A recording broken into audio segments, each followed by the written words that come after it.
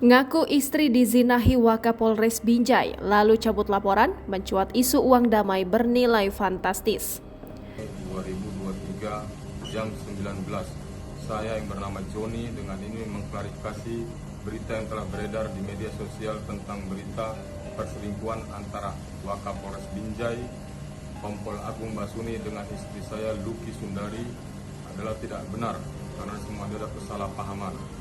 Joni, pengusaha jual beli motor yang semula mengaku istrinya bernama Luki Sundari sudah ditiduri Wakapolres Binjai, Kompol Agung Basuni kini mencabut laporannya di Propam Polda Sumatera Utara.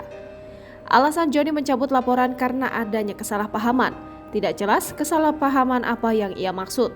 Namun dalam video yang dibuat Joni di Propam Polda Sumatera Utara bahwa dirinya menyebut bahwa kasus perzinahan dan selingkuh antara istrinya dan Kompol Agung Basuni tidak benar. Setelah Joni mencabut laporan, mencuat adanya isu uang damai bernilai fantastis yang ia terima. Tribunmedan.com sempat berupaya mengonfirmasi Joni soal isu miring itu. Sayangnya, Joni lebih memilih bungkam. Ia tidak membalas pesan yang dilayangkan Tribunmedan.com melalui WhatsApp-nya.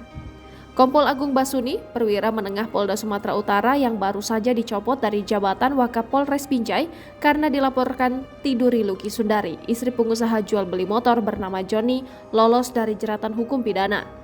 Sebab Joni sebagai pelapor sudah mencabut laporannya di Propam Polda Sumatera Utara. Joni tidak melanjutkan perkara dugaan perzinahan istrinya dan Kompol Agung Basuni ke ranah pidana.